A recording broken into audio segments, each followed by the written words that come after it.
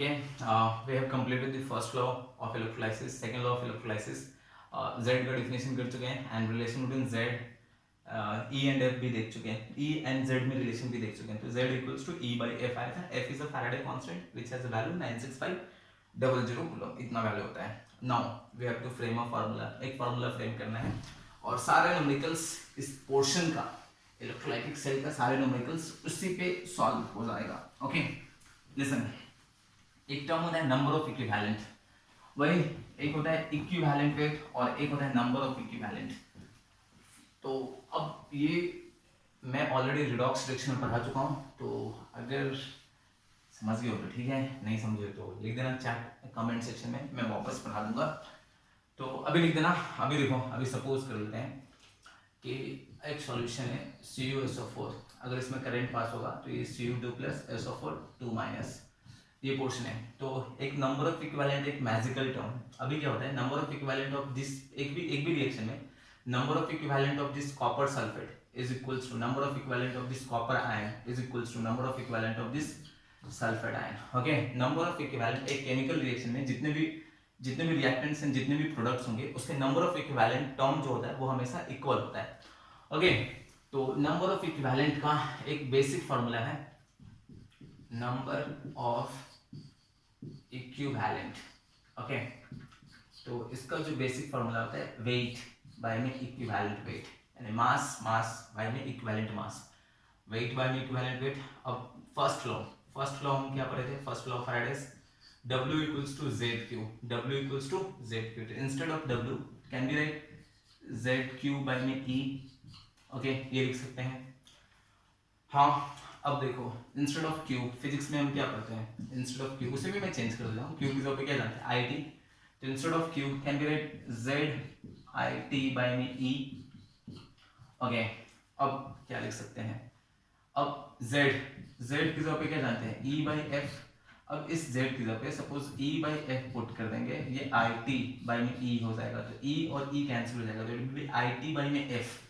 तो ये बचेगा IT बाई में F. ओके, अब IT बाई में F की जगह पे वैल्यू कितना होता है, तो it is equals to IT by में 96500. ओके, अब IT की जगह पे हम पता है इट्स Q, तो वापस हम इसको चेंज कर सकते हैं, इट्स Q बाई 96500. और एक और टर्म होता है is equals to number of F equals to number of F क्या है यहाँ पे, farad. Number of F equals to farad, क्योंकि फैराड है. मान लो कितना भी चार्ज आ गया, Q इज चार्ज, तो 1 फैराड इक्वल्स टू होता है 96500.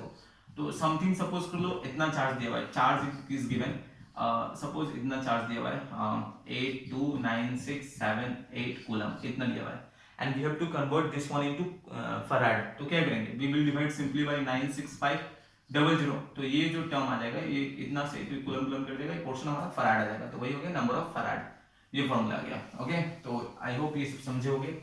और एक और फॉर्मूला होता है, ये तो इस चैप्टर का है, number of equivalent of this formula.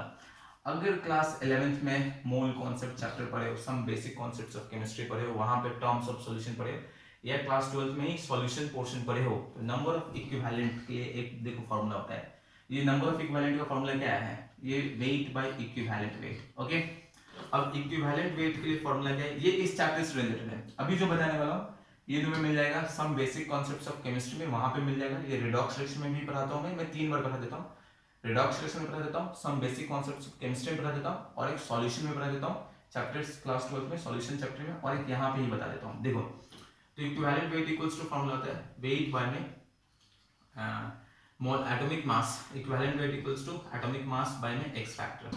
तो इसके जगह पे अगर suppose equivalent W by equivalent weight के पे atomic mass by x factor, तो m0 बाय x, तो W बाय m0 यानी वेट बाय में मोलर मास, वेट यानी मास बाय में मोलर मास. तो इट इज मोल, तो ये आ जाएगा number of mole into x factor, number of mole into x factor. Okay, यही हमारा क्वेश्चन है. This is number of equivalent, number of equivalent.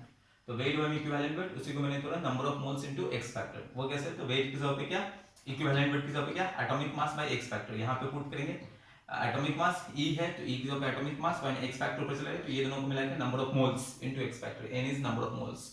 अब सॉल्यूशन चैप्टर में molarity equals to n by v होता है, number of moles of solid present in 1 litre of solution. तो n equals to क्या हो गया, मोलरिटी इनटू वॉल्यूम। तो ये इंस्टेड ऑफ राइटिंग ये number of moles we can write molarity into volume into x, ये पोर्शन हो गया। फिर हम एक नॉर्मलिटी टर्म पढ़ते हैं, normality equals to x into molarity होता है। तो ये जो पोर्शन है मोलरिटी और x दोनों को मिलाएंगे तो नॉर्मलिटी हो जाएगा, तो we can write normality into volume. तो ये हो गया हमारा टोटल नंबर ऑफ इक्विवेलेंट का फॉर्मूला। ओके, तो जस्ट इसको रेडी रखो। अब इसी के बेसिस पे क्वेश्चंस को सॉल्व करना होता है, इसी के बेसिस पे सारे क्वेश्चंस को सॉल्व करना होता है।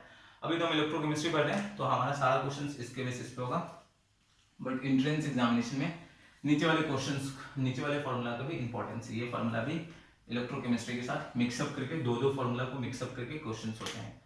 तो इस इलेक्ट्रोलाइटिक सेल में इतना ही फार्मूला से सारे क्वेश्चंस बनेंगे। ओके, तो नेक्स्ट वीडियो में हम न्यूमेरिकल सॉल्व करेंगे। ओके, तो थैंक यू, नेक्स्ट वीडियो में मिलते हैं। Thanks a lot.